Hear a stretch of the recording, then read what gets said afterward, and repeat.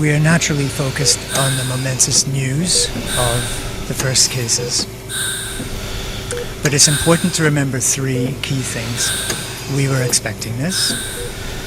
These two cases do not change the risk of acquiring COVID in Yukon. And the incremental measures we are putting in place as of this evening are not based on these two cases. They are measures we were already preparing to announce for tomorrow based on the increasing circulation of COVID in this country and the risk that this poses to community circulation of COVID in Yukon. Tell us the significance of this new development. Yeah, absolutely. So obviously it's a scary headline to see, but the fact that this is two people that were in close contact, the sort of situation where you might, sort of assume would be the most likely kind of transmission to happen, that's pretty reassuring. It's not like we're seeing, cases pop out of nowhere. This is something I imagine the CDC was already watching.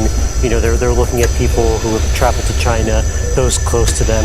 So I wouldn't say this should dramatically alter anyone's opinion of how serious this is. I mean, for those who live in the United States, we're particularly focused on what happens in the United States, but did we basically understand people could transmit it to other people in China, for example? Is that a development? We already understood that's what's happening. Yeah, so this can be transmitted via droplets. The question is how easily that happens. That's still open, whether it can happen when people aren't showing symptoms. But we are getting the sense that is something that happens with some frequency. The fact that this is not so severe might be a potential avenue for further transmission. So on one hand, you're sort of reassured by the fact that the death rate isn't that high, but the fact that it isn't so serious means that it could go pretty far without people actually noticing too much, which is a little scary.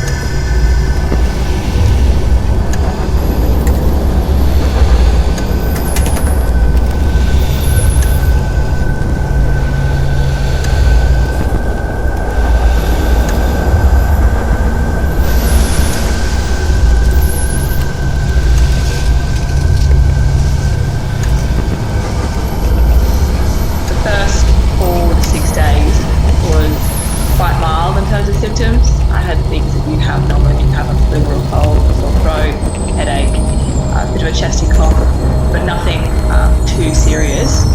Then as days wore on, I did feel my condition deteriorate. Every case of coronavirus we see helps us understand the epidemiology, the clinical features of this infection. Infectious diseases specialist Sanjay Senanayake says it's hard to predict, but modelling indicates between 20 to 60% of Australians could get coronavirus. So in the last few days in Australia, we've seen the number of cases rise, so that epidemic curve is doing this. In some parts of Australia, there's quite a bit of local transmission, but given that the curve is going up, it is really important that the social distancing measures that have been talked about nationally at a federal and state and territory level are enforced to try and flatten that curve and get control of the outbreak.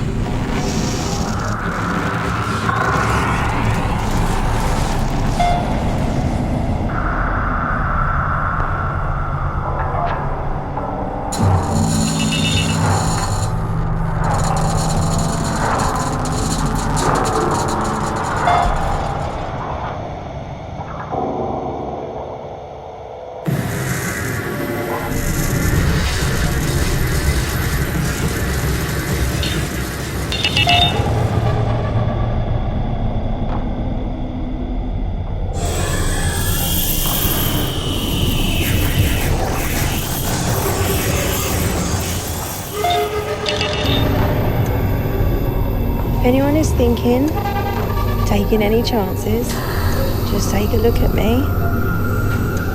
I'm in the intensive care unit. I can't breathe without this. They've had to sew that into my artery. I've got cannula, another cannula, and a catheter. I'm actually 10 times better right now than what I was before.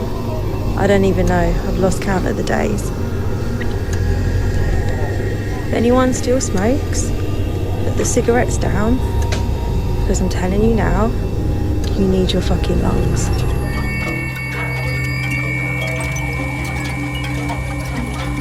Resources are very slim. We have no medications to keep these patients even ventilated, let alone ventilators.